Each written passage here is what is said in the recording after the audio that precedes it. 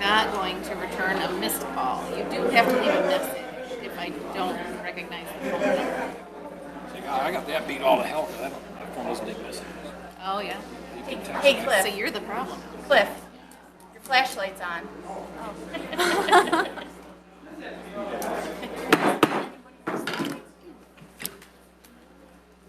We are actually going to start with a public hearing for the Brownfield plan. I know I do have some people that want to speak on this. First one is Joe Green. And this is, like I said, this is our public hearing regarding the Brownfield plan. So anybody that would like to speak about the Brownfield plan, they are able to at this time. I know you had inquired about it, Eileen, earlier. You could speak at regarding the Brownfield plan, then you could speak in public comment also. That when we start the meeting. My name is Joseph Green. Live at the property on 915 Mill Street in Elginak. The Brownfield plan that they're planning, a lot of people in the community know nothing about it. I don't know all the ins and outs about it. And a payback period, from what I'm hearing, 25, 24 years, I don't understand it. And I think a lot of people in the community don't either. That's including Elginak and St. Clair County. If they could get it out to the public, I didn't know about this until 2 days ago. And I visited the city in Elginak to get info on it, and they said they knew nothing about it. Finally, I got a paper on it. So I just want you to take that into consideration. There's a lot of people that don't know nothing about this plan. And you're representing them. That's all I have to say. Tiffany Turk.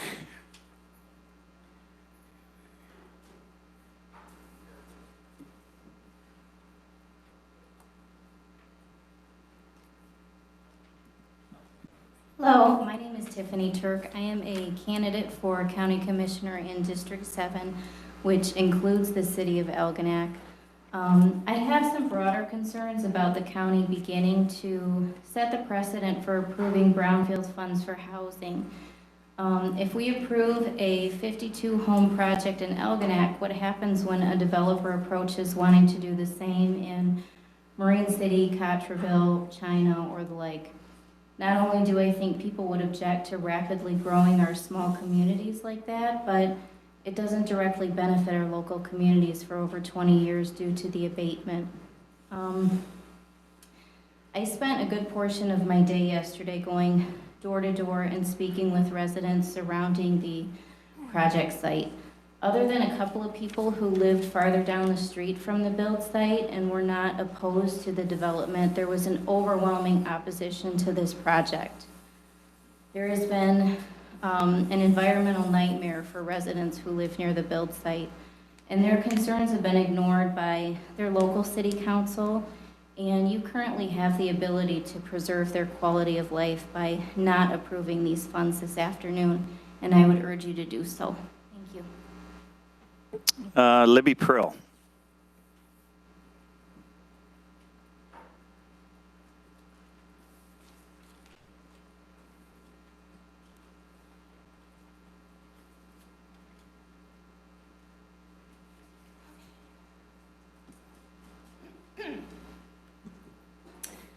In Elginak, Corcat has asked for a 24-year tax abatement using tax increment financing to subsidize development.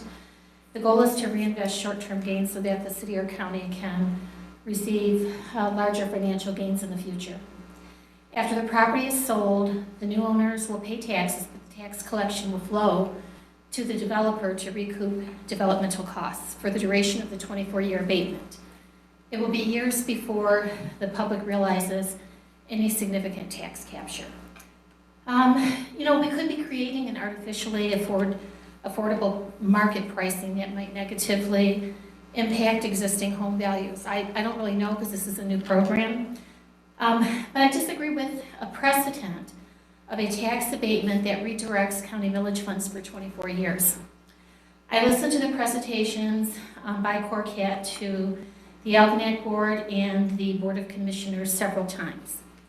For 24 years, this is my understanding, the developer will keep 16.1 mils of tax collections from the pool of millages of, county millages of roads, parks and rec, libraries, senior citizens, veterans, EMS, DTF, the college, including the RISA, and the RISA services all county K through 12 schools, and they also service the special need programs for the county.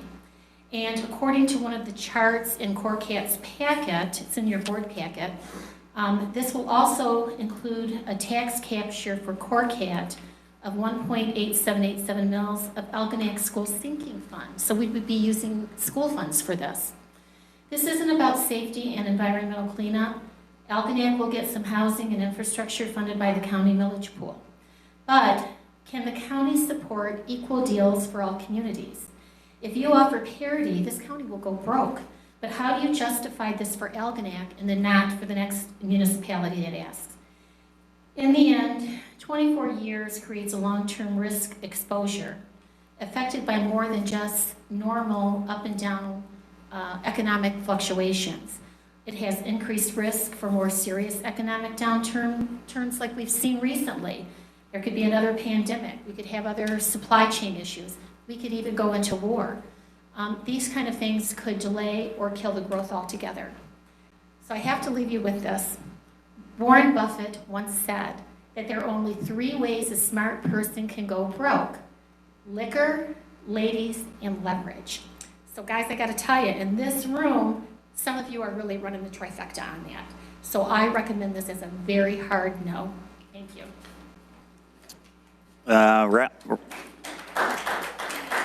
Robert Felix, Brownfield.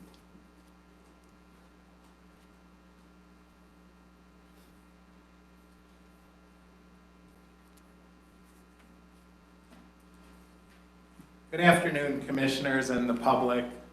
Thank you for the opportunity to speak. I am Robert Felix. I'm a candidate for St. Clair County Commissioner in the 5th District.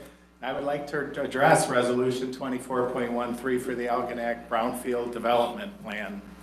Commissioner Rushing, first, thank you for asking questions about this plan at the last meeting, stating, I would like a lot of discussion. It's very expensive. I agree, and indeed, it's much worse than that. This plan captures or borrows, or as some constituents have told me as we've knocked door to door, it steals millage money from the citizens have voted on for specific things like senior millage, library, parks, many others to fund the infrastructure cost for a private housing development by Corcat Properties in Algonac.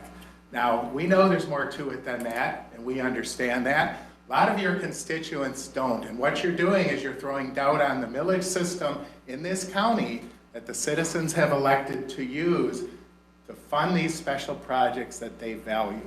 When citizens come out and say, I want a millage for parks, they want that for parks. When you take it from the senior citizens, they voted for that for senior citizens. And when you divert it to something like this, regardless of the good or bad of that cause, that's not going to sit very well with constituents. This is a precedent-setting move in St. Clair County. It overrides the free market and uses the public's money against their voted wishes. Corcat Properties had no problem developing the housing along Kearney Drive and many other properties without such assistance. Let's call this what it really is, an attempt to find another way to use public money to pick winners and losers by the government. Well, I'm sure it's legal, but it's wrong and it disrespects the voters of St. Clair County. I urge this board to vote against it. This is tricky money management at its finest. Commissioner Jeff Bohm's support of this resolution tells us everything we need to know. Let's use some common sense. Common sense would tell you that if the market wanted or needed affordable housing in this development, there would be a way to get it done. It would have already happened. And common sense should tell this board that if Chairman Bohm is for the project, you should very carefully consider it, as it is most likely ill-conceived and will wind up costing the residents of St. Clair County money in the end. Then I have some specific questions right from the proposal. This project intends to market the homes at an attainable rate. What is that attainable rate? 15 seconds. Didn't know there was a time constraint on this hearing. Thank you, Commissioner Rushing. Is there anybody else that would like to speak regarding the Brownfield? Thank you. Eileen Tesh. Regular? Just briefly, I went down to look at the property, and thank you, Commissioner Steve Samasco, that called me on Saturday and said, hey, I'm in Algonac, all the way from the northern part of the county, looking at this Brownfield development. And my next question or response was, what are you talking about?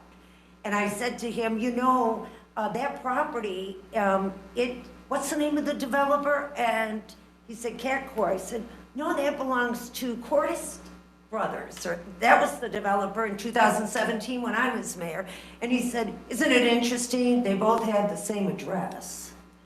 I said, well, so I went down, that should tell you something, but I went down and looked at the property, and as everyone has said, all the residents that I spoke to are very upset, and mostly because they don't understand, they didn't have knowledge, there was no explanation. The city, I blame the city council because they should have notified the people to have a public hearing like this. And when I ran into one of the city council members, Ed Carter, this morning and said to him, where'd you get the 24 years tax abatement? And he said, oh, well, that's what the developer proposed. I go, is that right? So I would ask you to vote no on this. Sean O'Brien.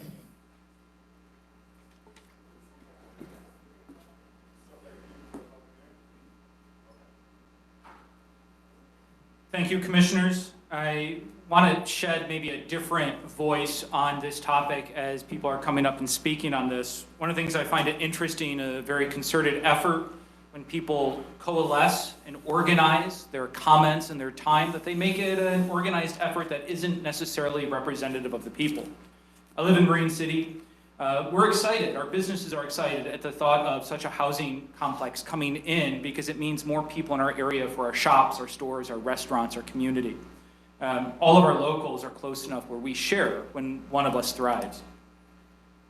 Anyone who looks at housing at this time, tries to build a house or look at any development costs, prices are incredibly high right now. Timber, lumber, all of this is very hard to get. So of course development is going to be costly. This is why you need public funds to make something like this happen. It's a very imperfect deal. There's a lot of things wrong with it. Maybe some better negotiation could have changed aspects, but something similar would be the end result. It's not unusual for a developer to pitch a certain period of time or a certain amount of money. That's how these pitches work in all development projects.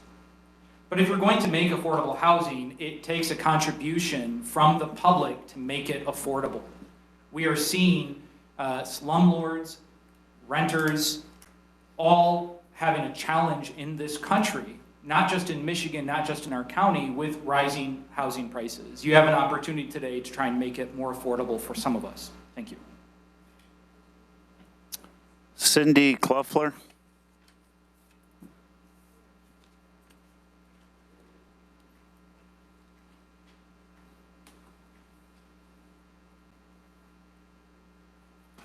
Thank you for giving me an opportunity to speak. I'm a resident of Algonac. My property butts up to where this proposed development is going.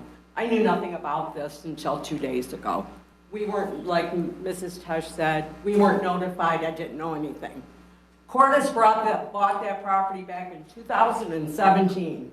They had the money to build the homes then, and now they need help. I don't get it. What was proposed to us back in 2017 was a different type of home than's going in there now. So, I mean, I don't know what to say. I don't want to have to pay for this in the long run. There's no reason for it. I think it's on him. If he doesn't have the money, then there we be. Thank you. Is there anybody else that would like to speak on the mic?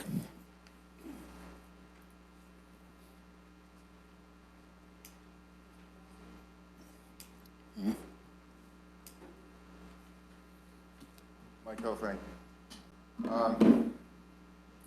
So yeah, this Brownfield, and I'm very familiar with Brownfields, and I know Dave Anbosch knows that, going back to the hotel in Marine City.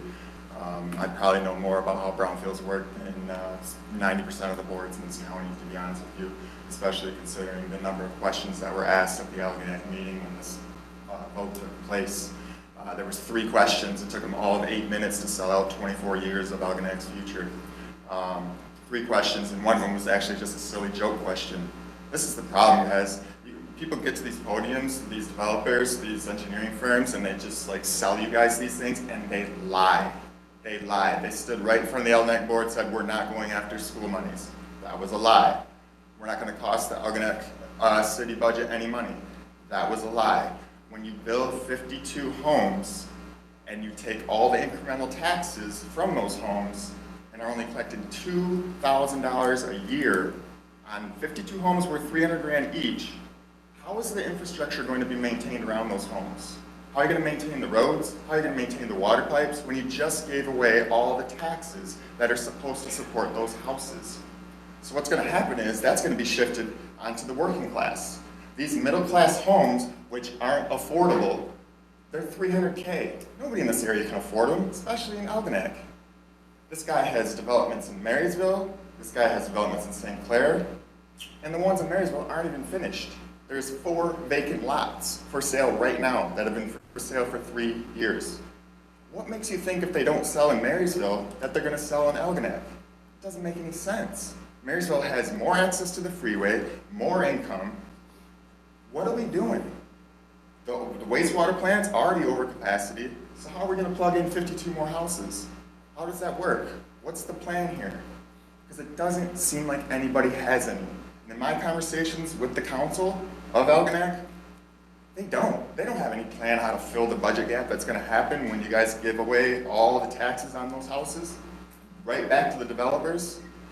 As somebody said, they have multiple developments going on. They have no shortage of money. I'm so sick of businesses coming up here with their hands outstretched like, poor us, we can't make enough profit. Look at the people and what they're going through. You think they're enjoying profit right now? But yeah, take away more of their taxes from their schools, take away more of their taxes from their city operating fund. Dave, you said something great in Marine City. Back when this deal was going down with the hotel, you said it was a bad deal for the people, and you didn't understand how it could be. I expect that same thing today. I guess that's it. I only got 8 more seconds. Thanks. Anybody else that wants to speak at the public hearing? Is there anybody else? We're going to close the public hearing, and we are going to call the St. Clair County Board of Commissioners meeting to order.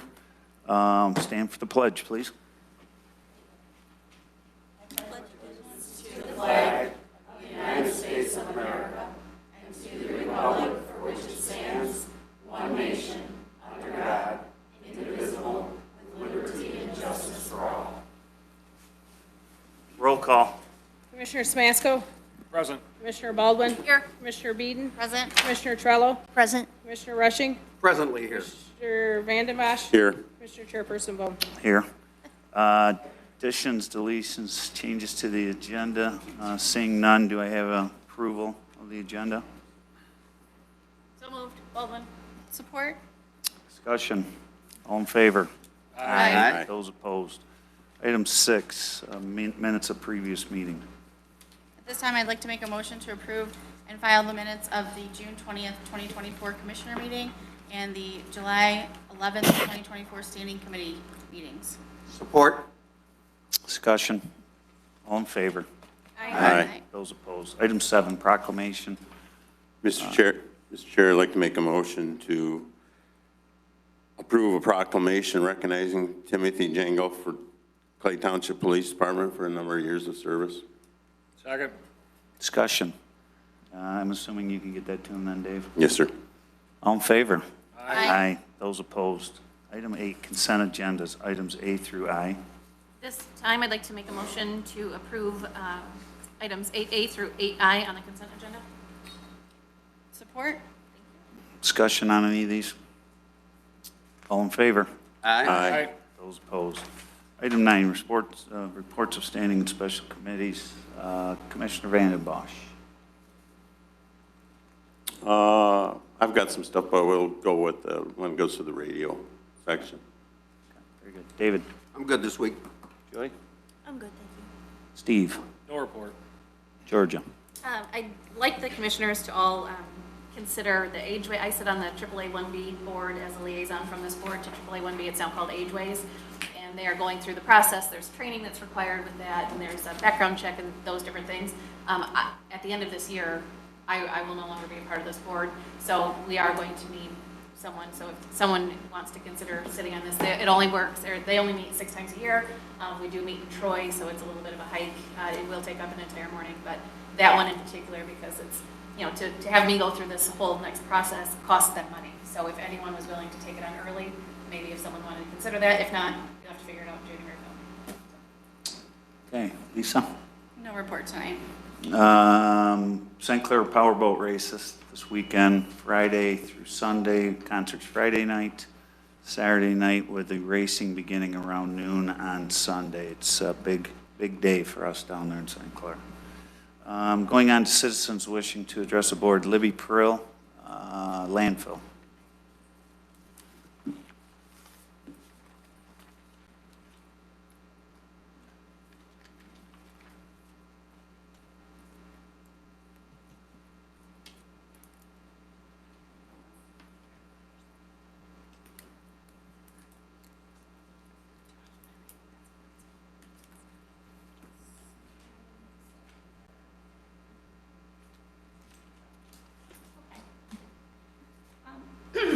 Jeff, I'm really picking on you tonight, Jeff. This is primarily directed at you.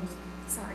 It's all right. In January 2024, Jeff, you gave, it was either a radio interview or a podcast interview, I'm not sure, where you described the issues at the landfill as growing pains. This is a 20-year-old bioreactor. This is not a new project. It's not in its infancy. If the problem is due, the growing pains are due to expansion or an attempt to force greater methane production for profit, then the planning and implementation has been poorly executed.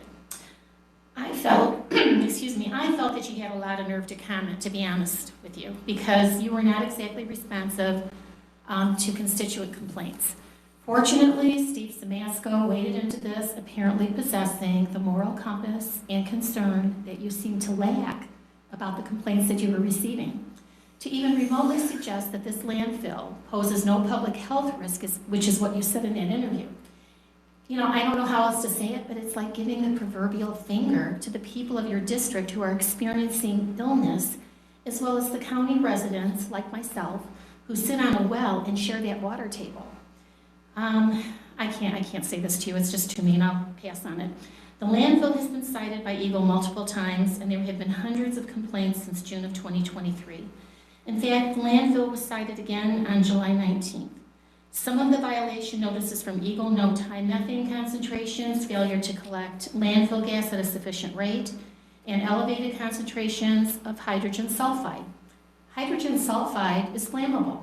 The EPA says that exposure to low concentrations of the gas can cause irritation to the eyes, nose, or throat, create breathing difficulties for asthmatics, and it can cause headaches, poor memory, tiredness, and balance problems. That's just in low concentrations.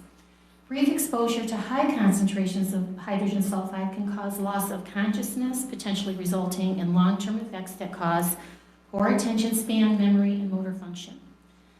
I don't know where you got from this that the problems with the landfill were posing no ill effects. And if they weren't posing any ill effects, why are we spending millions of dollars trying to mitigate nothing?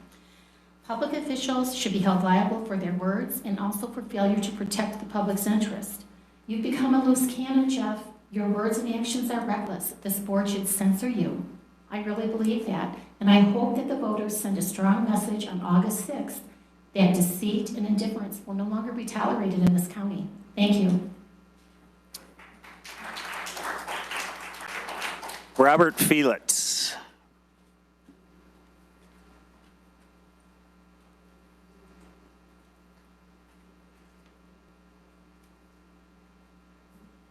I have a short announcement. Before I do, though, I want to tell this board, if that's what passes for a public hearing, I'm embarrassed. This is my first one with this county, but I can guarantee you, if I get up in those seats, we'll have more of a public hearing on something this important to people, the precedent this sets for this county to start development, because we need it and we need public assistance to do it. It's just remarkable to see. I'm Robert Felix, candidate for St. Clair County Commissioner in the 5th District to replace Jeff Bohm. This is for the audience, people in District 5, people watching or will watch this video.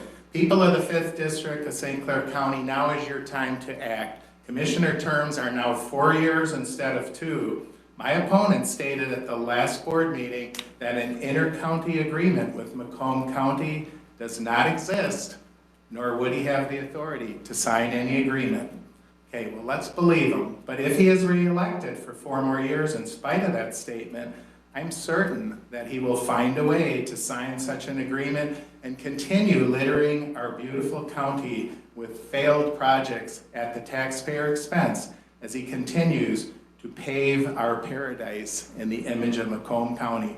Bricks and mortar before people. Well, I am a quality of life and people candidate. If you want him to continue down this path, it's simple. Do nothing. If you want to stop him, be sure to vote for me on August 6th when this race and many others will be decided. Thank you.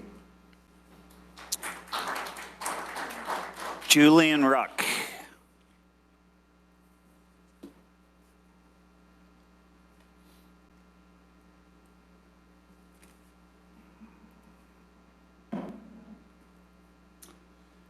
Julian Ruck, 750 15th Street, Port Huron. As many of you know, I have been organizing free food gardens and trying to uplift this community from the ground up for nearly 5 years now. And made a lot of headway, had to sue the city of Port Huron to keep making headway, settled out of court, and we're continuing that movement. Matchstick City is a former nickname for Port Huron back in the day, a derogatory term other cities used to call it, because Port Huron used to burn a lot, if you can imagine. And I have filed for trademark to rebrand Matchstick City as a positive thing for the community. I've also filed as an S-Corp to start a workers' cooperative with 100 co-owners that work together to better the community and get paid to do it. And I would love nothing more than to continue to tell you about all that good stuff, but I can't. Morally, ethically, I cannot. And the reason I cannot is due to the comments one of your commissioners have made several meetings ago. I have never witnessed such a hate-filled, bigoted, ignorant, homophobic tirade from a public official in my entire life. And I have been involved in cities and counties around the country. You disgust me. I look at you, I see Adolf rushing. I look at you, I see somebody who doesn't know how to paint, so the whole world has to burn. I look at you, and I see the ignorance that made me leave this community 25 years ago as a straight white dude. I don't want to be around bigoted pieces of shit like you. And the fact that you sit in one of the highest offices means you are the anchor pulling the moral bottom of this entire commission down.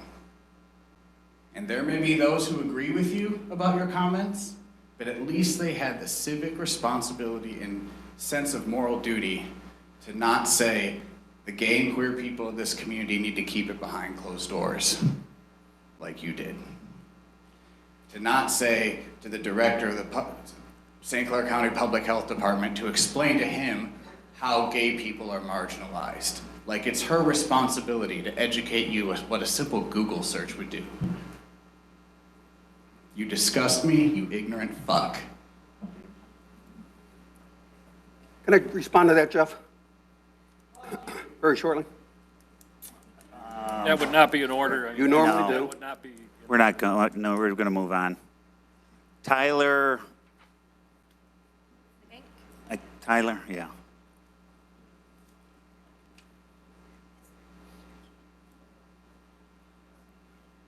So this is my first time speaking, so I apologize if it's a little awkward. I just want to say that I just hope that we continue to be respectful of each other. I know the guy that just walked out was pretty explicit in his displeasure, but I think it's better if we talk in a way that's respectful of each other. Let's please not get into fights, because I feel like that's gonna, I just feel like it just brings more conflict that's not needed. So let's please maintain some decorum. I've spoken to some of you. I'm going around the district, and I've tried to get interviews with people. I interviewed Miss Baldwin over the phone. Hi. I met Miss Beadon at the St. Clair Democratic Party monthly meeting. I know Joy Torello represents me in Port Huron Township, and whenever she's free, I would be more than willing to meet with her. And that goes for all of you. I want to gain greater knowledge about what the county does, and I feel like doing interviews helps better inform me in the community. So if you're free, I'm more than welcome to meet with you if your schedules will allow. I guess I only want to make one comment, which is I feel like there has been this too much focus on these national issues and not enough on the local issues. And just speaking from my personal opinion, I know that this is not relevant to I know we're in the county commission, this is not for state legislative stuff, but one of my concerns is that there's a candidate named Joe Pavlov who's running on the immigration issue. And I just feel like that's more of a federal issue, not a state issue. So I feel like he's going around telling voters that he can fix this problem, but I just don't know what power he has to do it. And so I feel like we would be better served for people running for state rep, and I'm not just speaking to the Board of Commission, I'm also speaking to the audience as well. If you do support Joe Pavlov, I just hope you know that if you think he's going to help with immigration, he actually has little power to do that. So I would just take that into consideration. Hopefully, this leaves you better informed, and I apologize for not having a question more relevant to the commission. This is my first time, like I said. So I guess I just wanted to say that. So thank you. I look forward to having a future relationship with the board sometime. If you want to come talk to me, I'm running a Substack, and I've spoken to a few people, and I think I've had my questions fair. It's on the record. So thank you very much. Eileen Tesh, election integrity.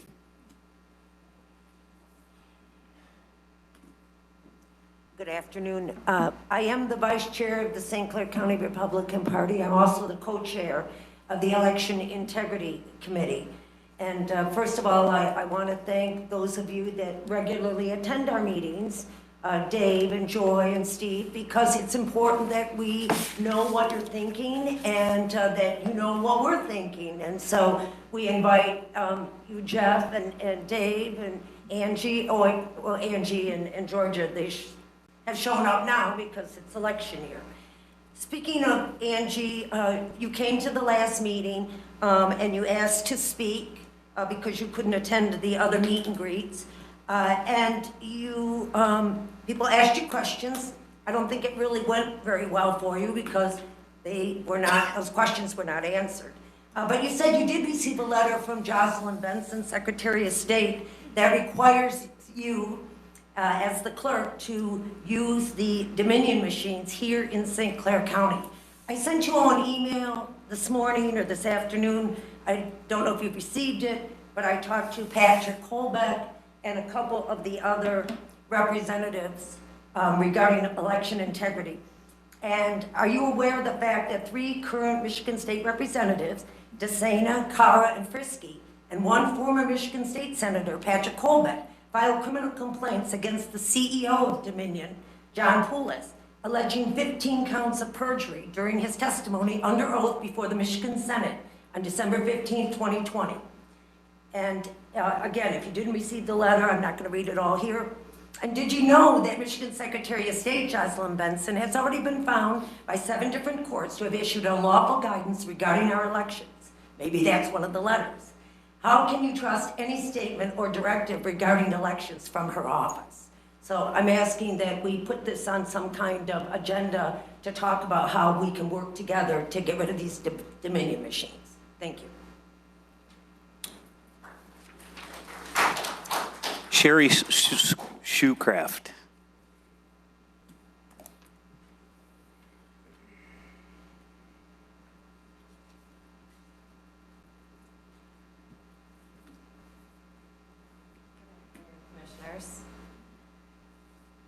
The This phrase comes from Matthew 6, is often captured in modern times at companies and governments throughout the world in a conflict of interest directive or statement. Quote, "No man can serve two masters, for either he will hate the one and love the other, or he will be devoted to the one and despise the other." The St. Clair County Board of Commissioners has a conflict of interest statement in its bylaws. Section 15.1 states that, quote, "A commissioner shall not be interested directly or indirectly in a contract or other business transaction with the county or a board, office, or commission thereof," unquote. In the classic sense, some would ascertain that to have a conflict of interest is that it would require the individual to have a monetary interest. I believe that the public holds our elected officials to a higher standard, and so do I. A financial interest should not be the only qualifier. I am asking this board to examine and acknowledge the multiple conflicts of interest I believe Chairman Bohm has executed as follows. 1, he sits on the executive board of the EDA as vice president. 2, he also sits on the Land Bank Authority. 3, he has demonstrated his interest in promoting EDA projects even when residents in the affected areas are objecting, and he does so without formal board approval of those projects. Commissioner Bohm has disregarded his constituents' wishes multiple times, one of which resulted in the language for a recall attempt being approved by the county clerk. This recall addressed specifically, and I quote, "Jeff Bohm continues to pursue development of Marine City Highway east of Meldrum Road, contrary to the Wade Trim study recommendations. The study includes citizen concerns which have not been addressed," unquote. Unfortunately, the recall approval came too late for it to be included on the ballot. It's not hard to find the conflict of interest or appearance of conflict of interest in multiple actions by Commissioner Jeff Bohm. I am requesting this board addresses this issue for the people of St. Clair County. It's in your bylaws. If not addressed, then we, the community, will address it by vote, resignation requests, or another recall. No man can serve two masters. Thank you. Mike Hill for next.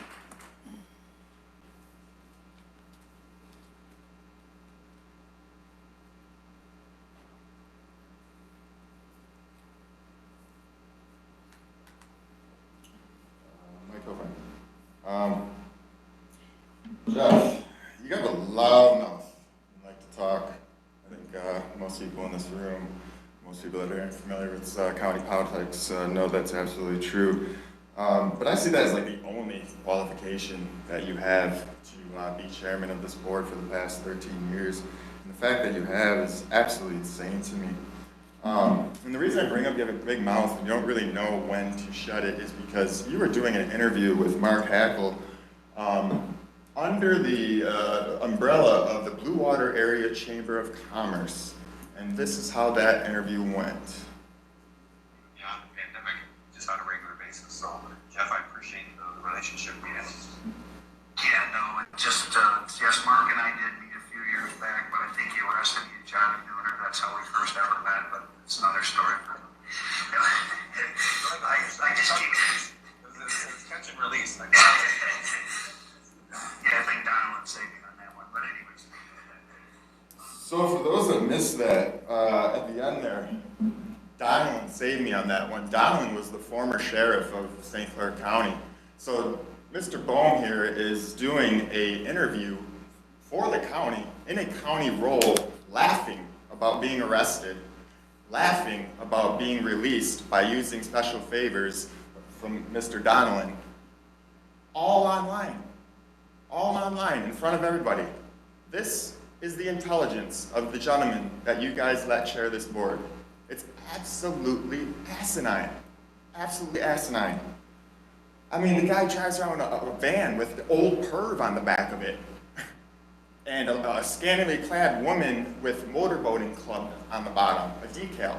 Is this a good representative for our community, really? A good representative for this board? Are you guys all happy that he's the chairman of you? I wouldn't be. We need change in leadership in this county. We need to cut off the head of the snake, and that's that man right there. Once he's gone, we can actually start taking some control back to the people of this county. People, please get out and vote August 6th at the primary. That will be the only opportunity that you will have to vote Jeff Boehm out. It is so important. This man is inept at leading this board. He's inept at leading the county and this people. He is even inept at running his own businesses. During the time he's elected the chairman, he was going through bankruptcy for Viking Fitness. What gives you the know-how to run this county when you can't even run your own personal business? It's insane. So I would implore this board to censure this man from doing any further interviews and embarrassing this county, and also a resolution withdrawing him. Need to wrap it up if you would, as please. chairman. Please, I will, if you'd stop interrupting me. I had one more sentence. And draw a resolution to withdraw this man as chairman and stop Wrap it up, embarrassing please. this county. Vicky Blackburn. I understand. I'm the charged of arms. I'm the one that, Vicky Blackburn.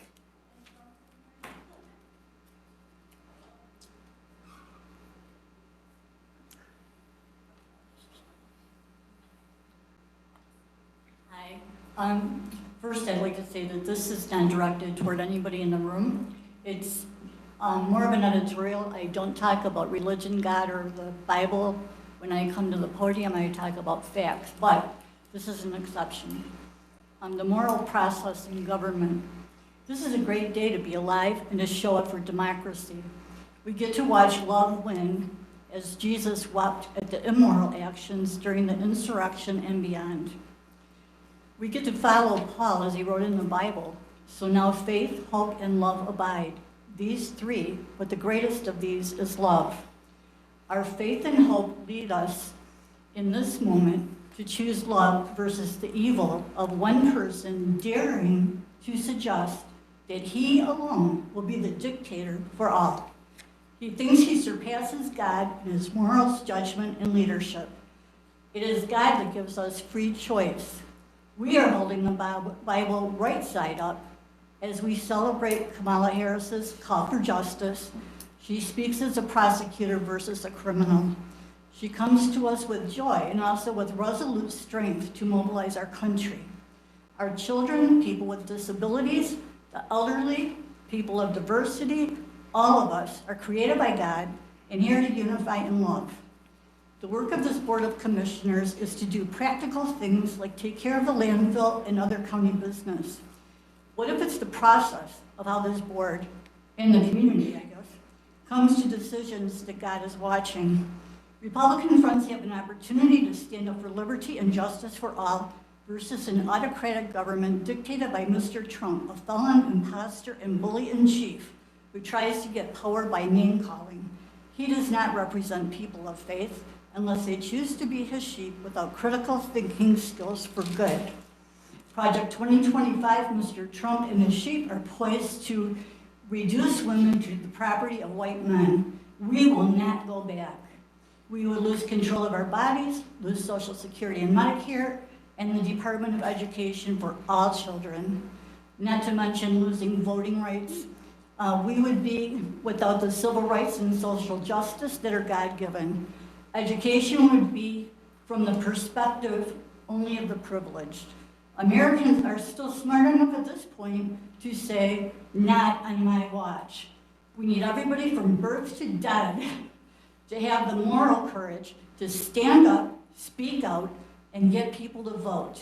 We will vote for a prosperous and inspirational country that we can proudly leave as our legacy to our children. We vote for democracy, not dictator. Darren Rushing.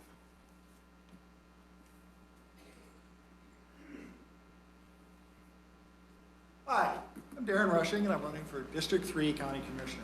I spent most of my adult life in public service and as a local resident. I'd like to present a few things tonight as to why I'm running for Commissioner. First is transparency. Government of the people, by the people, and for the people. No backdoor deals, no NDAs. I do understand the idea, I just disagree. If it's hidden from the people, it's wrong. Let's rebuild trust in our government with transparency. Second is infrastructure.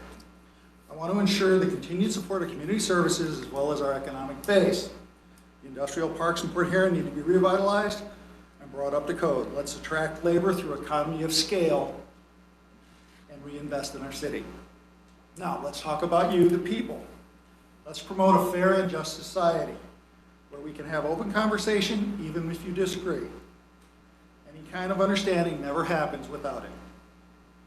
Next, vote for a best option. Sometimes it's best for people that what's best for people doesn't align with a party goal. Protect the people, not the party.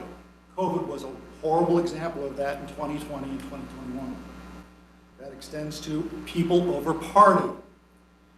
Let's foster a huddle where everyone works together and not promote hate, where you're seen to be too dangerous to even be heard, simply because you're different. Now, I've got big shoulders and a thick skin. My wife and I attended an open meeting where I was thrown out and my wife was abused. That's where my patience stops.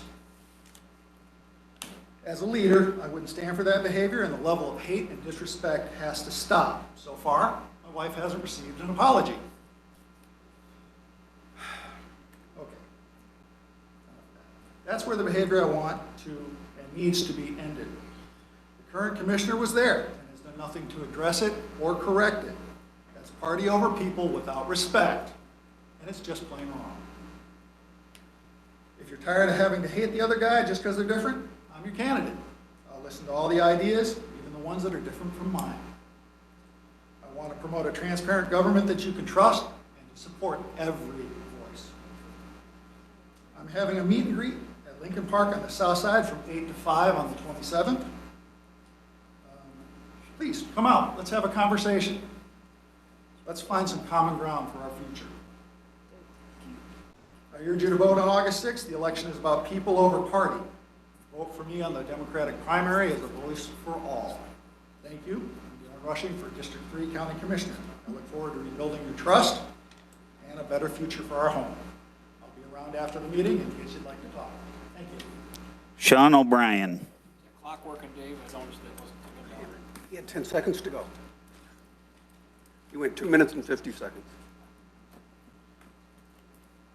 Thank you for having me up here again. My name is Sean O'Brien. I'm a Marine City resident and a city commissioner. I'm here today to talk briefly about preserving our rural way of life.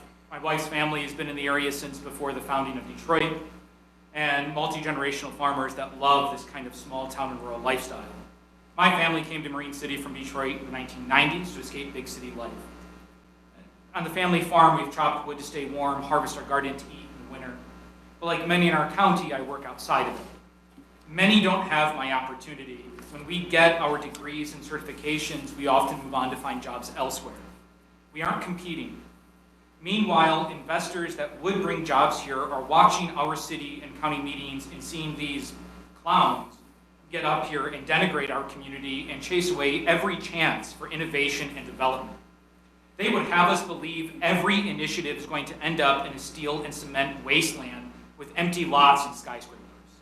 Are they really that mad that we embrace art alongside athletics and hunting? They attack our civil workers and officials. They want us to like, comment, and turn on notifications, but they cannot govern. We had an influencer politician in Marine City. All talk, no action. It was disastrous, costly, and set us back while he chased clickbait clips, as he has tonight, rather than his oath to our Constitution. He turned our commission into a circus, as he has here. Reject their lies. Embrace the innovation and development in ways that preserve our community for future generations, families old and new.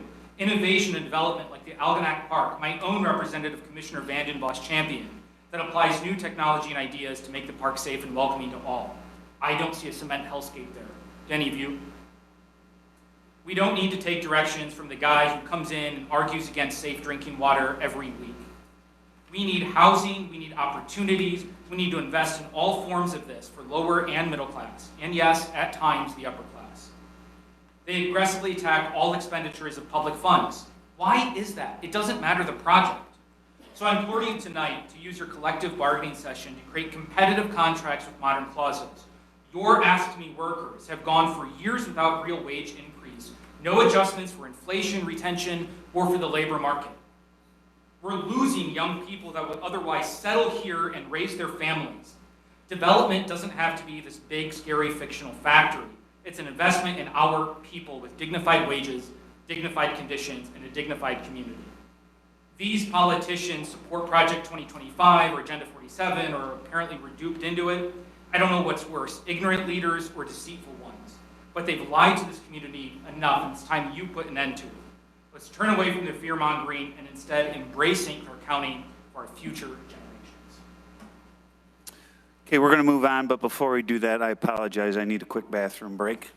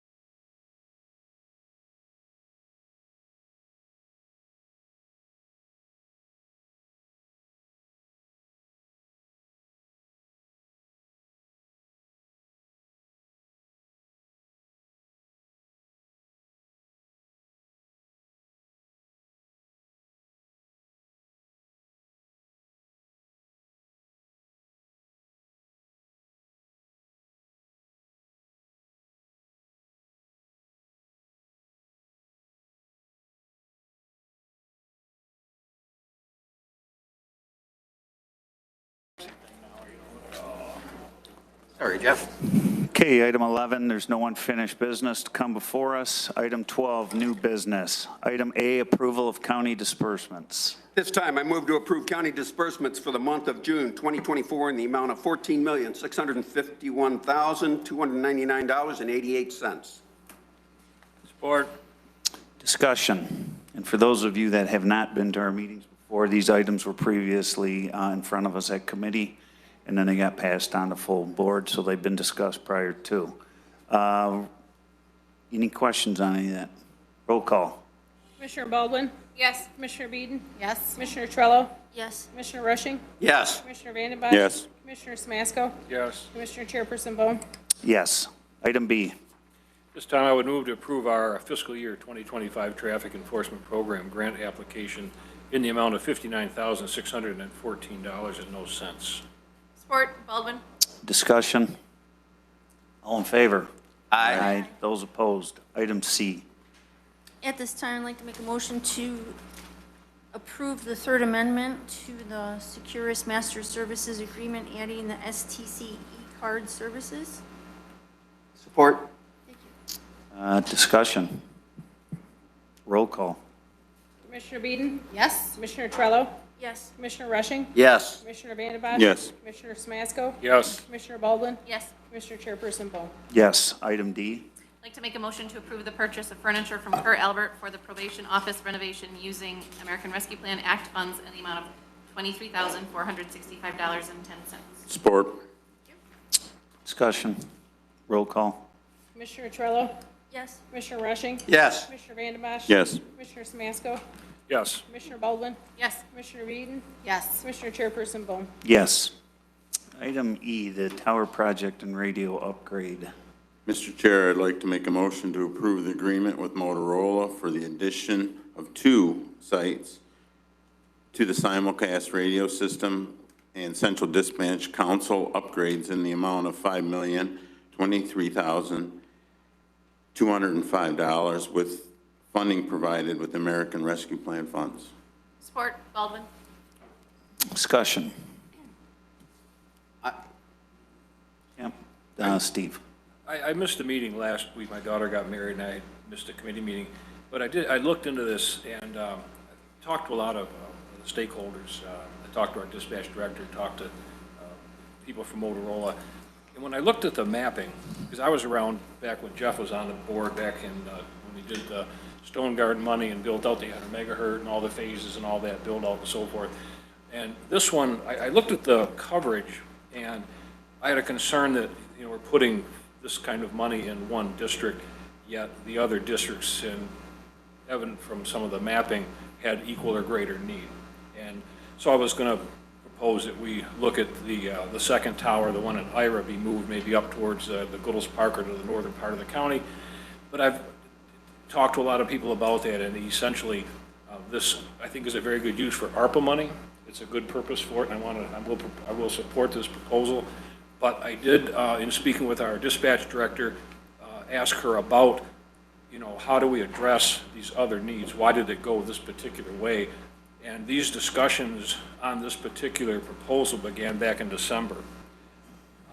First I heard of it was 2 weeks ago. And Commissioner Vanden Bosch is the chair of that committee, and it's in his district. And, you know, we're all county commissioners, so we don't want to say, well, let's do my district, your district, because it is for the system. And I have family down there, I travel down there, it's important.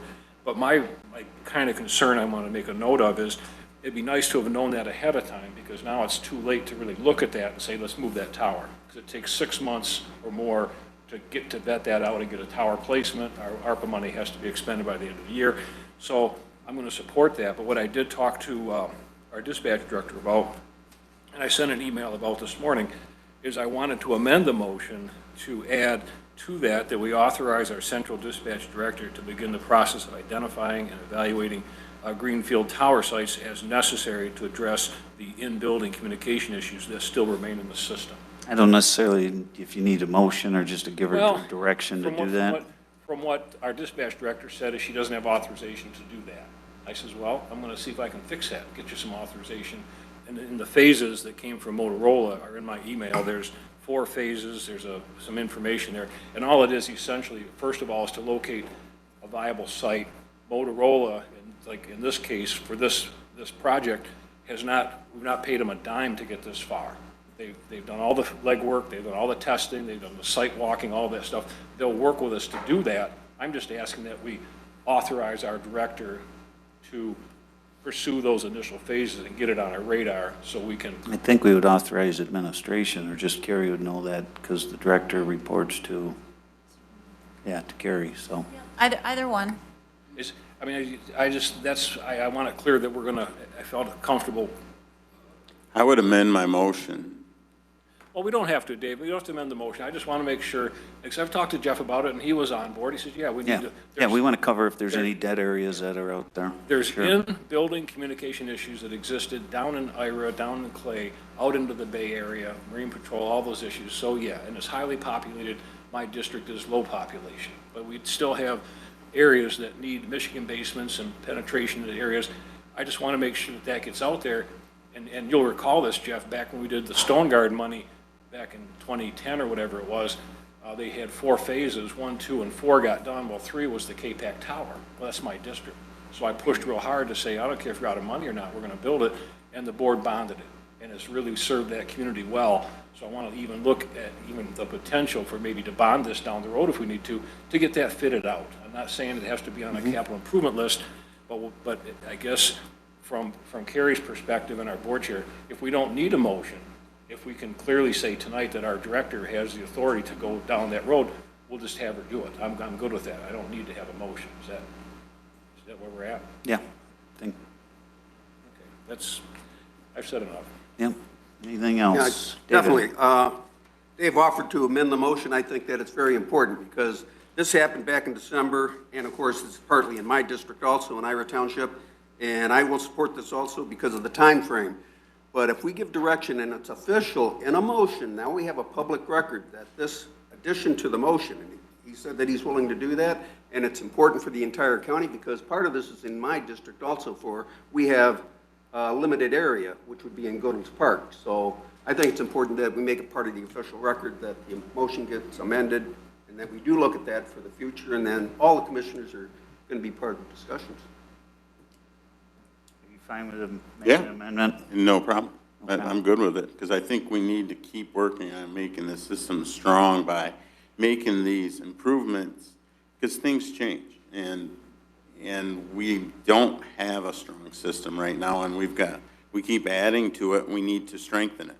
We've added some of DTE and SEMCO onto the system, and they've paid for some upgrades, but we still need to keep it stronger because we have other players involved onto the system now. Okay. Got a motion and a second. Roll call. Commissioner Rushing? Yes. Commissioner Van de Bosch? Yes. Commissioner Samasco? Yes. Commissioner Baldwin? Yes. Commissioner Beeden? Yes. Commissioner Trello? Yes. Commissioner Chairperson Bone? Yes. F. At this time, I'd like to make a motion to approve the agreement with Smiles on Wheels to provide kindergarten oral health assessment services in the amount of $13,350.88. Support. Discussion. Roll call. Commissioner Van de Bosch? Yes. Commissioner Samasco? Yes. Commissioner Baldwin? Yes. Commissioner Beeden? Yes. Commissioner Trello? No. Commissioner Rushing? Yes. Commissioner Chairperson Bone? Yes. Item G. At this time, I move to approve the renewal of the agreement with SC4 for the provision of health department services in the amount of $109,374 for a term of 7/01/24 through 6/30/2025. Support. Baldwin? Discussion. Roll call. Commissioner Samasco? Yes. Commissioner Baldwin? Yes. Commissioner Beeden? Yes. Commissioner Trello? Yes. Commissioner Rushing? Yes. Commissioner Van de Bosch? Yes. Commissioner Chairperson Bone? Yes. Item H. This time I would move to approve our fiscal year-end 2025 County Veteran Service Fund grant application in the amount of $146,006. Support. Discussion. Roll call. Commissioner Baldwin? Yes. Commissioner Beeden? Yes. Commissioner Trello? Yes. Commissioner Rushing? Yes. Commissioner Van de Bosch? Yes. Commissioner Samasco? Yes. Commissioner Chairperson Bone? Yes. Item I.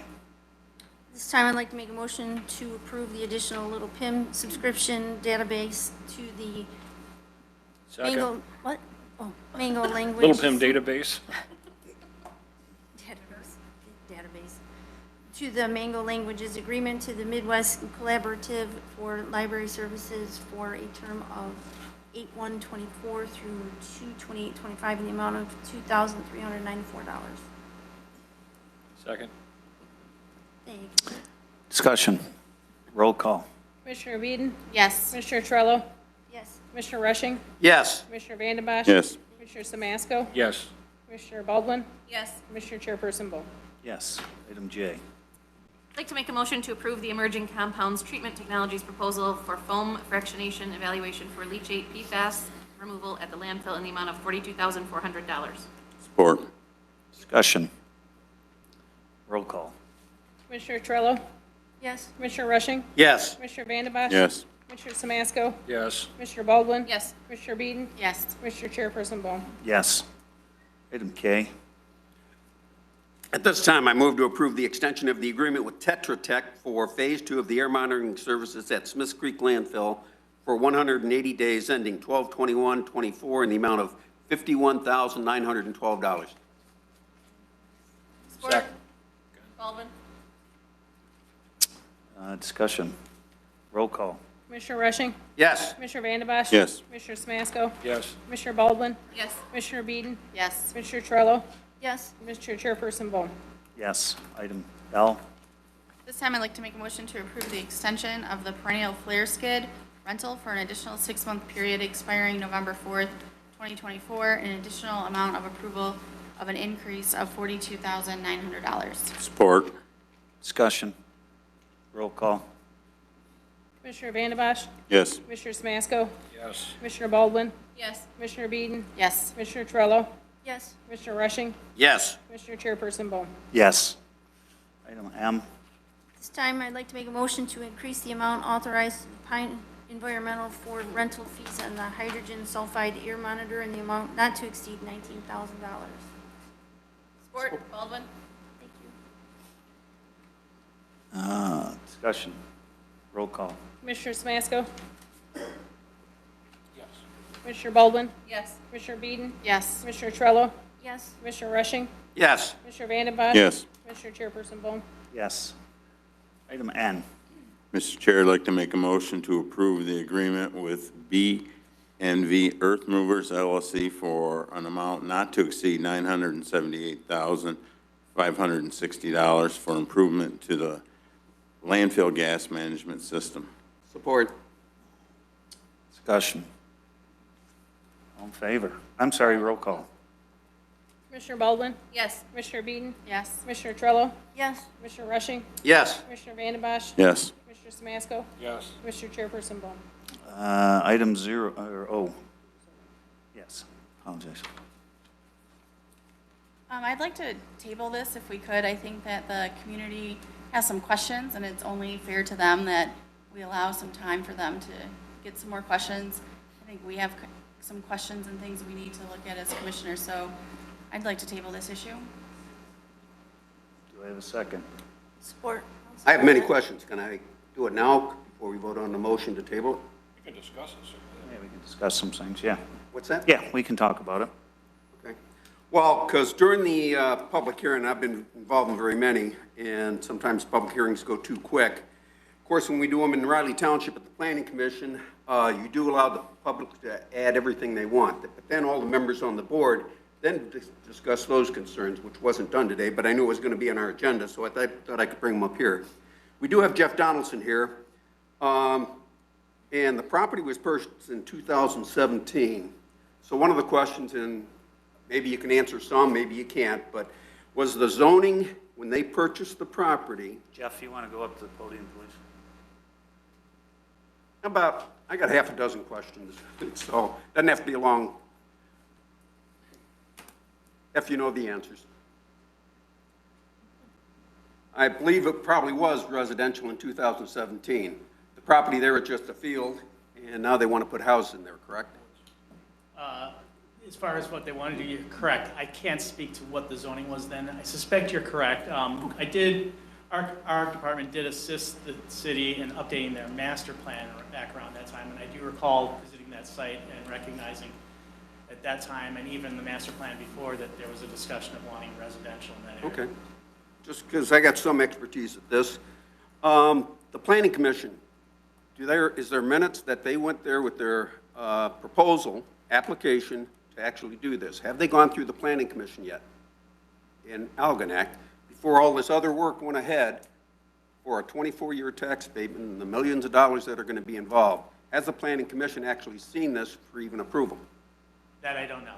I just know that the Brownfield plan has gone to their council for consideration. Well, I think that you should get your ducks in a row. I know in Riley, if we were going to consider that, the Planning Commission has to have an application to address whatever is going to happen there, whether it's a pizza joint, a Dollar General, any housing, and the specifics that'll be done that. So you don't know if the Planning Commission has seen any of this. Okay, I'm sorry, I'm hard of hearing, so I got to kind of pay attention to who's talking. And if I could add that back in 2017, it was rezoned. Okay, Jeff can speak because Jeff put him up there, but this is not really public comment time, so.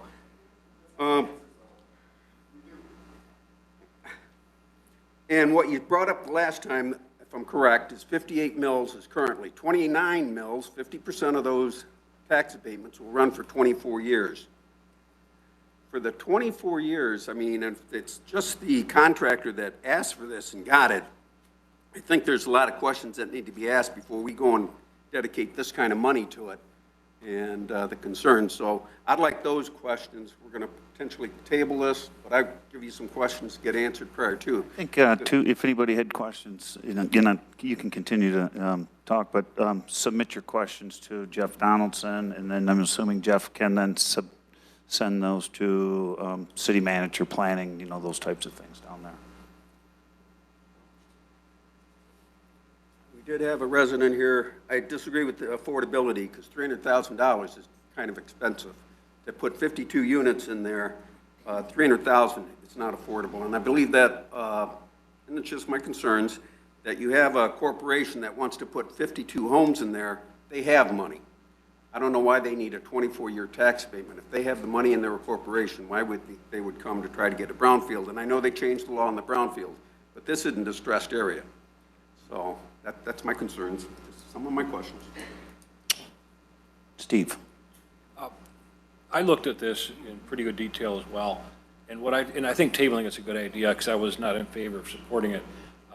A lot of the questions that some of the folks here talked about with respect to the effect on millages intended for certain purposes and so forth, but the legislation changed about a year ago, May, to take what was typically distressed property, failed industrial sites, environmental hazards, and then use tax increment financing under the Brownfield Development Financing Act to mitigate those. Well, the legislature and the governor decided to open that up to housing.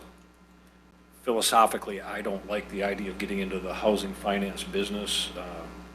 So with that on the table, I did look at it further because I wanted to know how did it come about, where do these things come from? And I talked to our planning department, I talked to Jeff Donaldson about it, and essentially EDA had reached out to him some time ago to talk about the change in legislation. So he accommodated them, went to a meeting, talked about what the new legislation was and how it now includes housing needs and so forth. And after that, a developer contacted the planning department and said, hey, I'm interested in this, what do I need to do? And he directed him to get a consultant and do what he needed to do, which he did. And this Fishbeck thing that came in, the document. So then it comes into the planning department, and then Jeff our planner puts it on the Brownfield because that's where it goes. It comes in, it's a Brownfield request. It goes on to the agenda for Brownfield, and then our Brownfield authority looks at that. Now, I always ask for documents and things, and Jeff provided me the roster for the Brownfield, and quite frankly, I didn't see Jeff's name on it. Jeff, are you on Brownfield or no? Because Jeff, what you sent me, he's not on Brownfield. I'm on the land bank. Okay. So anyway, so that goes to Brownfield. It was then approved by Brownfield Authority and then sent to this board for committee. I wasn't here last week, and now it's here for public hearing and so forth. So deposit, I think it's a good idea. Take a look at it because people do need to understand it. And I was in Algonac.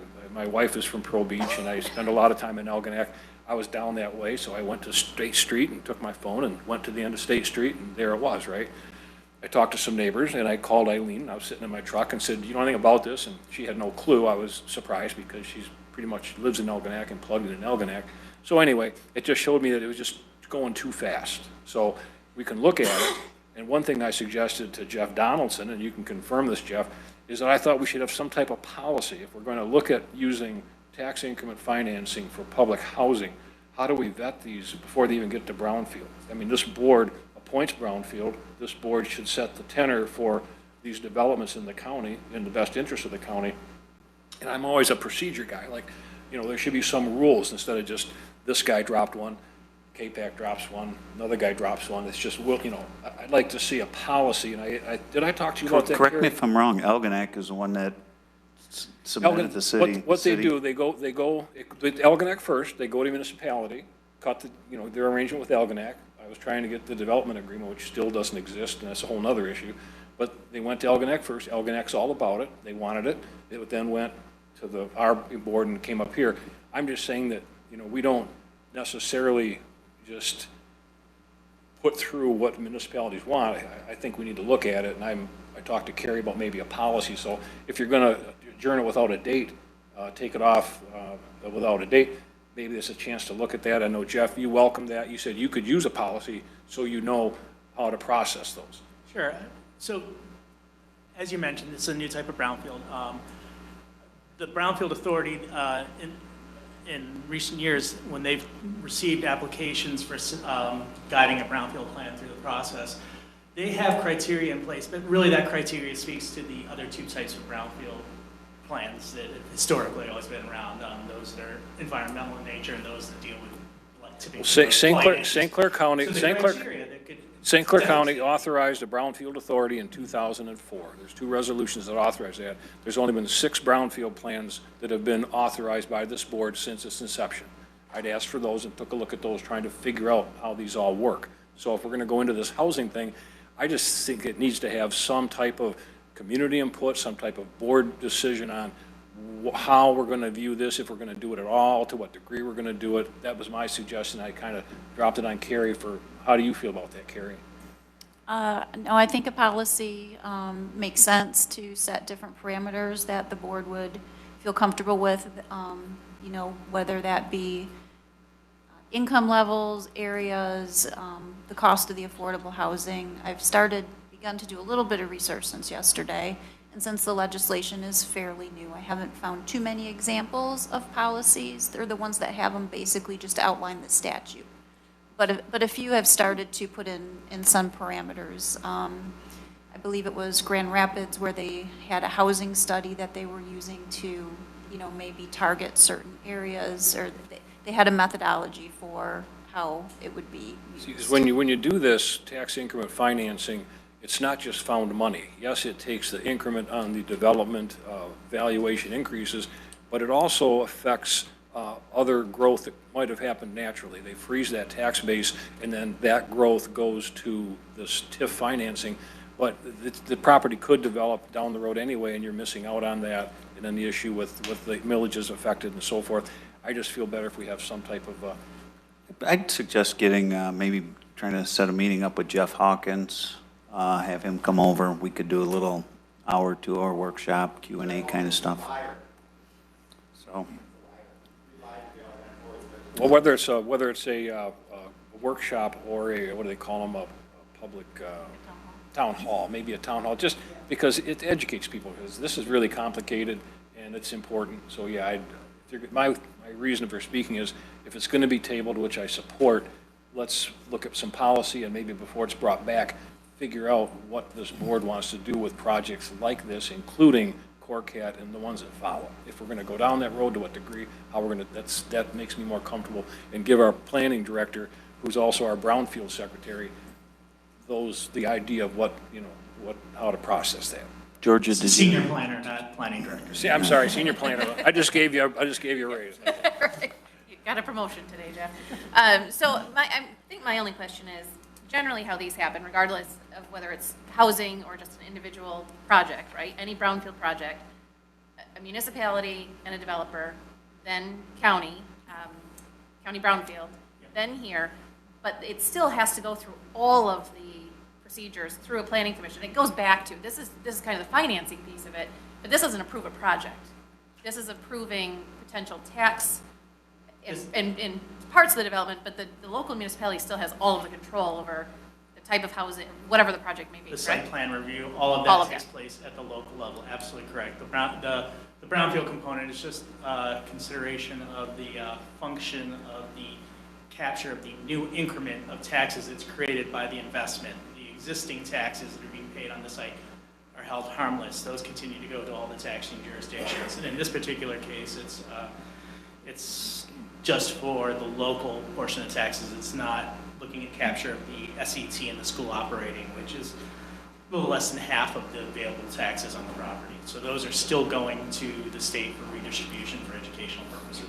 Okay, but normally, this would be the order, it would go through this, and then ultimately the community says, we want this project, or we don't want this project, and this is all null and void. That's correct. Thanks. Any other, Steve? On that point, because what really concerned me, and I emailed Jeff on this, you know, we're going back and forth on how this is working, and he suggested in one of the emails that essentially we would approve a brownfield plan, and then things like development agreements would catch up later. And he said that's how it's always been done. I don't like that. I mean, I can't, it really alarmed me that we would say, okay, we're going to allow this plan, but not know the details that would be contained in the development agreement itself with the municipality and the developer. The financial piece, because it catches up later, and I guess maybe that's how I did it in the past, but I'm not going to support anything that I don't have all the documents in front of me ahead of time, so I know who's getting paid, how they're getting paid, when they're getting paid, build-outs, securities, are we getting a personal guarantee from this builder, or is he going to get this money and then after 3 years, you know, something happens, you know what I'm saying? I want to look at that part of it in order to support tax money to go towards that. I've got one question, because we're just talking about the tax capture right now. We're not talking about how, that's Elginak's, of who gets paid and how they get paid. That goes back to the city of Elginak. Tell you what, though. Because that's local control. We don't want to subvert local control. They're the ones that are in charge of their community, not us. That tax money comes out of We're talking about tax comes out money. of our general fund. Correct. That's our revenue. That's the county's revenue, not Elginak's revenue. That's my Correct. point. But what I'm saying, I keep seeing here that we want to help, we can't control what Elginak does in their No, but community. I can exercise my discretion and not approve Correct. something I think that's lousy for the county, okay? Correct. Okay, that's it. So we got a motion and a second. Table. I got David? just a little bit more. The Algonac City Council approved this unanimously. I think that as we're looking at this and we go forward with this, before anything comes to this board, because now you're giving the corporation the approval of all these millions of dollars from the tax capture, prior to having it go into the planning commission, put in their application. The Algonac City Council hasn't even had their planning commission look at this. And I think that's. Well, we don't know that for sure. No, you're No, correct. that's- do we not don't know. that We for don't have the sure. information. Jeff should know that as this is going forward. I think as we go forward, before we look at this kind of revenues, that's one of the questions that we need to make, sure that the zoning, that this project's going to be approved by the city of Algonac, by the planning commission, by the ZBA. Potentially, this might have to go to the ZBA also, and they might turn it down if it isn't in compliance with the master plan. So we need to do that. Before we get a brownfield here, my initial thing on this is that they better have all their ducks in a row before they come to us and ask us for brownfield. You're send those questions to Jeff, and then Jeff can get with Denise and answer that. I think the last question I have, if we're talking about a policy in between, could it ever be done in kind of a two-part? Because a lot of times a parcel or a project doesn't get fully engineered, maybe at a site plan stage, because they're not going to pay for the full engineering unless, sometimes you do it in phases. So would this be we agree with the concept, you can go forward and do more of your planning, get it before a local planning commission, and then come back for final approval? Have you, just if we're talking policy, that's something that maybe I would agree with that, yes. Quite often, after the plan gets approved, if any of the numbers or any of that changes, of course, the plan has to come back and get publicly reviewed and publicly amended. But the spelling out, like for example, in the development agreement, spelling out the name of the LLC where the check will be made to and those sort of things, sometimes that changes, as we know, names of corporations change and whatnot. And the Brownfield plan doesn't speak specifically to those entities. The development agreement, which gets finalized after the fact, speaks to those specifics. I don't know if that addresses what you're talking about. But I think just if we're talking about policy, maybe see if if it makes sense to do it phased in so that you can give them enough of a green light to say, continue on with your plan with the locals, but come back to us. On that, because of the planning commission, they have to have a public hearing on this also. We support it. And if as the long as planning it's commission finalized. hadn't seen this, and I can't say yes or no, they have to accept the application, then they'll put stipulations on. If the LLC changes, they could have that as a stipulation. I'm vice chair for the planning commission in Riley. I've been on that for a long time. They could put that stipulation in there. If the LLC changes, the Brownfield tax abatement goes away in addition. You could put that, the planning commission has that authority, and I think you know that also, that if, and you said the LLC changes, well, 5 years down the road, if they go and sell it to somebody else will say, yeah, this is a great deal. Now we're going to be dealing with a whole new entity, whole new LLC. And of course, that has to go through the Algonac City Council. But that information will come to us for us to consider. And I would want to see the application from the Planning Commission and all the steps that the zoning is incorrect, that this is what's going to happen. Before I'm going to go and try to give 24-year tax abatement, and there's more in there than just that. There's another 5-year thing in there. But for 24 years, I want to make sure all the ducks are in a row because I'm going to be long gone in 24 years. So, and most of us will be. Well, not Georgia, but she's young. So we got a motion and a second. Let's. Can I make one more comment, just on George's comment on this thing where you say a two-phase thing? Policy could address that. Like, it doesn't get to phase the policy. If it is a conceptual initiative, do we support these types of things? So I think that makes sense to say, it's a conceptual initiative, I could vote on that tonight, whether I think it's a good idea or a bad idea conceptually, but does that get you where you need to go? Or can that be in policy? I guess that's all. All right. Roll call. Commissioner Beeden? This is the table. This is the table, Yes. Commissioner Torello? Yes. Commissioner Rushing? Yes. Commissioner Vandenbosch? Yes. Commissioner Smasko? Yes. Commissioner Baldwin? Yes. Commissioner Chairperson Bohm? Yes. Item P. Before you move on, now that's tabled without a date, so it's not going to keep coming up on the agenda every month. That's just tabled without a date, correct? If you table it, it stays on the full board agenda on the table until someone removes it. But you just take no action. Right, so it'll show as a tabled item on the full board agenda. Is there a way That's under Robert's rules to table it without appearing on the agenda again and again? Is that?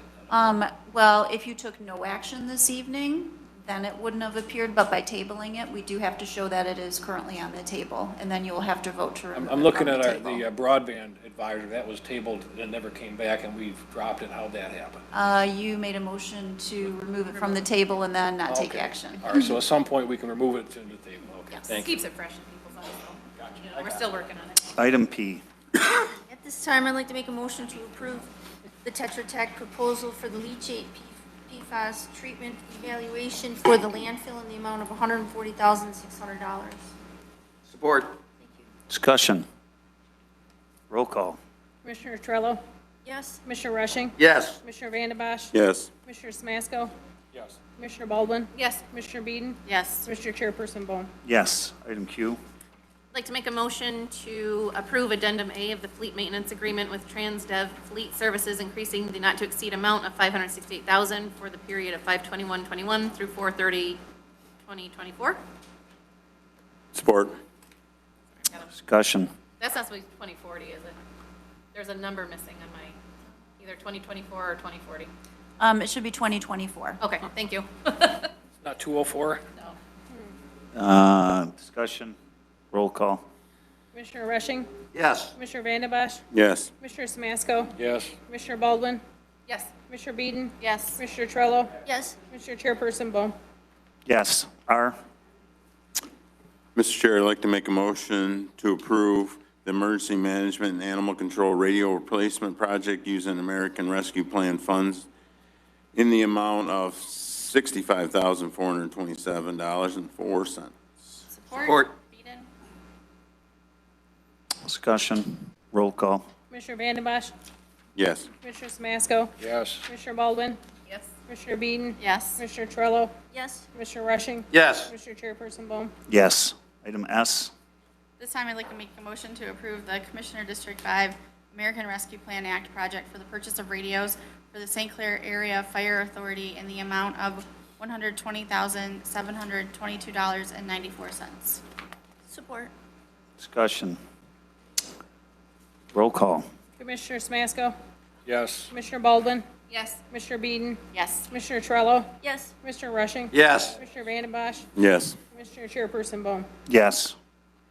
Item T. This time I move to approve the Commissioner District 6 American Rescue Act Plan projects for Whale Township for the road project to be completed by the St. Clair County Road Commission in the amount of $45,364. Support. Discussion. Roll call. Commissioner Baldwin? Yes. Commissioner Beeden? Yes. Commissioner Trello? Yes. Commissioner Rushing? Yes. Commissioner Vanden Bosch? Yes. Commissioner Smasko? Yes. Commissioner Chairperson Bone? Yes. You. This time I move to approve the agreement with TriStar Roofing and Sheet Metal for the St. Clair County Administration Roof Replacement Project in an amount not to exceed $939,895. Support. Discussion. Roll call.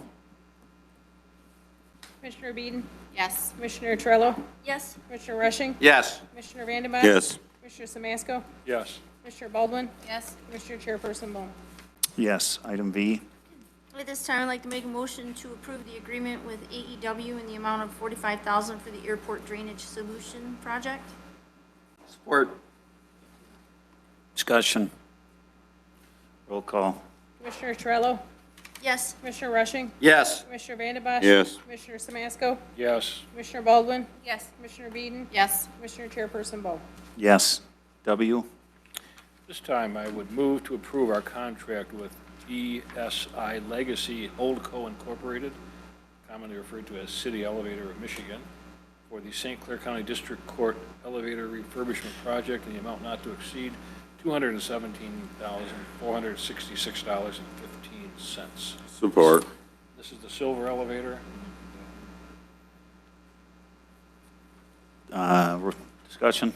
The question, Carrie, now, did all that get worked out with the equipment? That all went smooth?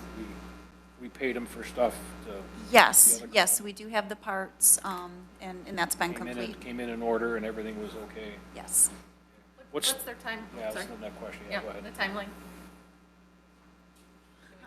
I might defer to Michael on this one, on the timeline, but when they plan to start. It's not going to take over a year. No, no. Just thought I'd ask about that. So we're already ahead. Well, We know it's not going to take a year.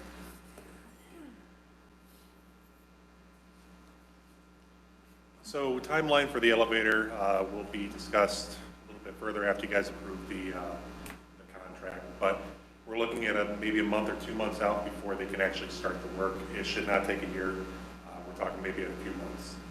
So at most, I think it was 4. What's the contract date? Do we have a contract date on that? Because we kept extending the other one. Mike, do you know that, what the contract called for? I'm sorry, I can't hear you. Do you know what the contract called for the performance, you recall? In general, Was it a 6-month contract, 1-year contract? What was the? I believe we gave them 4 to 6 months. The contract expires March 31st, 2025. Okay, all right, thank you. Roll call. Commissioner Rushing? Yes. Commissioner Vanden Bosch? Yes. Commissioner Samasko? Yes. Commissioner Baldwin? Yes. Commissioner Beeden? Yes. Commissioner Commissioner Trello? Yes. Commissioner Chairperson Bone? Yes. Item X. This time I move to approve the addendum with the Federal Armored Truck to extend the expiration date to 8/15/25 and increase the not to exceed amount to $273,838.90. Support. Discussion. Roll call. Commissioner Vanden Bosch? Yes. Commissioner Samasko? Yes. Commissioner Baldwin? Yes. Commissioner Beeden? Yes. Commissioner Trello? Yes. Commissioner Rushing? Yes. Commissioner Chairperson Bone? Yes. Why? This time, I'd like to make a motion to approve the Michigan State Subdivision Agreement for allocation of the Kroger Settlement Agreement. Support. Thank you. Discussion. Roll call. Commissioner Samasko? Yes. Commissioner Baldwin? Yes. Commissioner Beeden? Yes. Commissioner Trello? Yes. Commissioner Rushing? Yes. Commissioner Vanden Bosch? Yes. Commissioner Chairperson Bone? Yes. Z. Mr. Chair, I'd like to make a motion to approve Addendum 1 of the professional service agreement with Fishbeck, expanding the scope of work and increasing the not-to-exceed amount to $70,509 for the Economic Development Alliance Building Center project. Support, Baldwin. Discussion. Roll call. Steve? I had a question. Now, this, this relates to the EDA, the new building EDA is putting up in the city. So they received, Jeff Donaldson's here, he can talk about it.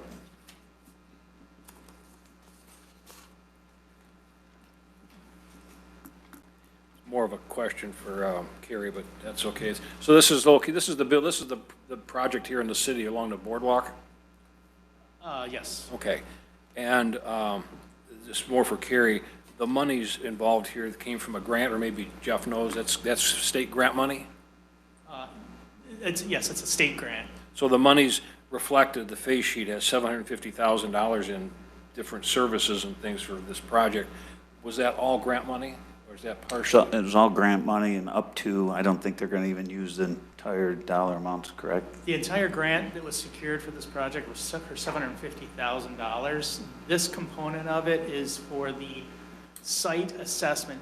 There's been site assessments done on this project, but the state is the one that's precipitating the request for this, and actually. No, I get that. They wanted other They areas want tested. more samples taken. Yeah, but so my question then is, so this came about, so this has been going on some time. It goes back a year and a half, 3 years or something, this whole deal. The grant was secured in 2021 or something? Is that? Approximately. Yeah. Approximately. It's been at least When I more came, than a year. yeah, when I came on the board, it had already been moving forward, and I've kind of followed it. So this, I just want to make sure that this agreement for additional services is actually grant money, not general fund money. Absolutely. That's 100% state money. That's my question. Thank you. Okay, anything else? Roll call. Commissioner Baldwin? Yes. Commissioner Beeden? Yes. Commissioner Trillo? Yes. Commissioner Rushing? Yes. Commissioner Vandenbosch? Yes. Commissioner Smasko? Yes. Commissioner Chairperson Bone? Yes. AA? At this time, I'd like to make a motion to approve the agreement with DEG Security in the amount of $23,324.64 to expand and enhance the security system and monitoring stations at the Blue Water Convention Center utilizing the Michigan Strategic Funds Public Improvement Funds. Support, Baldwin. Discussion. Just a question. Carrie, how does that strategic fund, public improvement fund work? Is that a grant? Is that a pot of money they give to all the counties? What is that? So during COVID, there were funds allocated to convention centers because they had to be shut down. So through that process, the county did get $1 million, and we have set that aside. It's in the public improvement fund earmarked for improvements or items at the convention So center. it's coming out of that fund. That's correct. Is there a window on that for expenditure like the other money, or no? Nope, there is no window and no reporting requirements. So that can sit there until we need it for whatever we need it for. That's correct. Thank you. And Senator Lowers, I think, fought for that, right? At first, we were cut out of it. They changed the legislation to bring us in under the line. I remember we were just below the, Yeah, initially the legislation didn't allow it, but our senator did work through the process, so we were able to gain that allocation. so he earned his keep, is what you're saying. Roll call. Commissioner Beeden? Yes. Commissioner Trillo? Yes. Commissioner Rushing? Yes. Commissioner Vandenbosch? Yes. Commissioner Smasko? Yes. Commissioner Baldwin? Yes. Commissioner Chairperson Bone? Yes. Item 13, Administrator's Report. Materials management, we have, did our notice of intent filing with the state and received word back that that has been received and approved. As part of that, we sent a copy of our notice of intent to all of the local municipalities. We'll also be posting the positions that are needed for the materials management committee. And we hope to get those posted here very shortly, receive applications for the board to make those appointments in September. September this year. Yeah, that's correct. Yeah, the time frame has started, so we 3-year will rollout. want to start working on those work plans and start moving forward. Carrie, what do you, to help commissioners, let's say you're gonna put it all publicly, but what kind of people are we looking for to get involved with that? So in the statute, it's listed various positions. There would be a county elected official, an elected official from a township, an elected official from a city or a county. There's environmental interest group, a producer, like various users of the system. I can send you the list. I don't know. Now, I'm just that. saying, how do you handle that? Because you're the clearinghouse for that. How do you get the right people or good people involved? Do you? So they would apply similar to what people do for any other boards and commissions. They'll fill out the form, and then sometimes they attach just a statement of their qualifications. Since these positions are specific, many boards and commissions, you just have to live in that district. But this, you have to fall into one of those criteria. So once we receive those in, we would contact individuals and follow up to see which position that they could fall in. Other than posting it, it's like any other position, we don't do anything other than word of mouth and posting it, I guess, is what happens. That's our intent, certainly. That's why we want to talk about it publicly, to let people know, advertise. So if there is someone that could fall into one of those categories, we would certainly be interested in having them apply. Do you ever do public service announcements? They're free, like with WPHM? Well, we were planning on doing a press release with that information, and also sending it out to all the local municipalities, because we do need representatives from local See, municipalities. Dave, you're going to be on the radio tomorrow. I give you something to talk about right there. Get some. Thank you. The audit presentation will be next month at your full board meeting. UHY will be here to present the results of our 23 audit. Currently, the admin roof you approved this evening, that contractor is ready to get started fairly quickly. They're already starting to do a little bit of staging, so we anticipate that they could be starting that project within the next week or two. The courthouse generator project is currently underway, and the courthouse roof project right now is slated to start the end of August. We've been working with the courts and court administration, because certainly it's going to be noisy and disruptive. So we are working around the court schedule, and the court has offered some times that we'll be able to work on that as well. ARPA funds, commissioner allocations, we're asking that you look at your funds, see what you have left. We would like to have all of those funds under contract by the end of September. I know some of you have been talking about projects, but we would like to start finalizing those. That deadline is the end of the year. Also, with the state of Michigan, if all our funds are under contract and committed, then we are eligible to receive an extra 3% in our revenue sharing. But that would have to be committed by September 30th. 3% of what? Of our revenue sharing figure. So it would be an extra $135,000 approximately we would receive. Yes.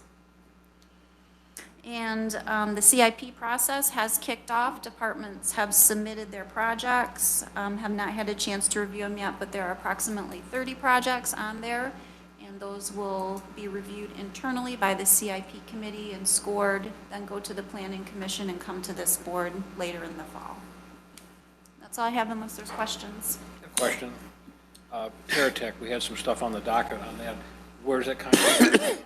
Are they producing services or? For the Tetra Tech? Yeah, oh, yeah. So the contract you approved this evening is for them to review the various PFAS technologies, do the cost-benefit analysis for us, and then make a recommendation. What's the timeline on that, do you think, Carrie?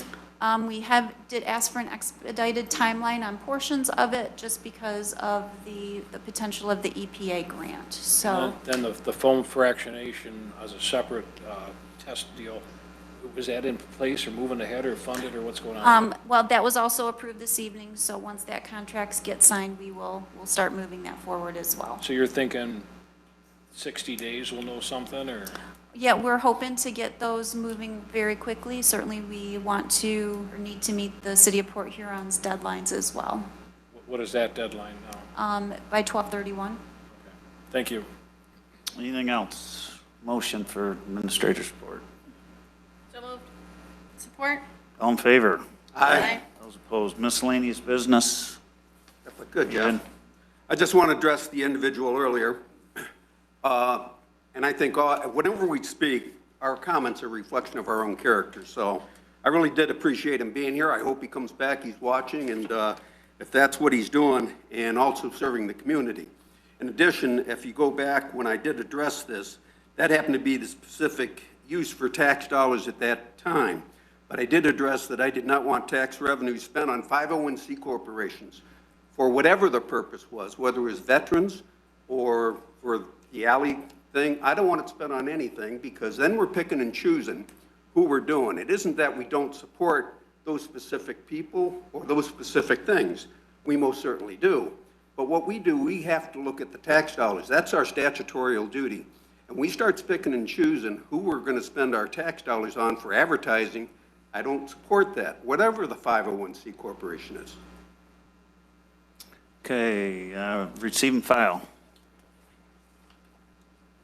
I'll make a motion to receive and file packets and all information present. Support. All in favor? Aye. Make a motion to go into closed session, and then we are going to adjourn after closed session. So moved. Support. All in favor? Aye. Aye.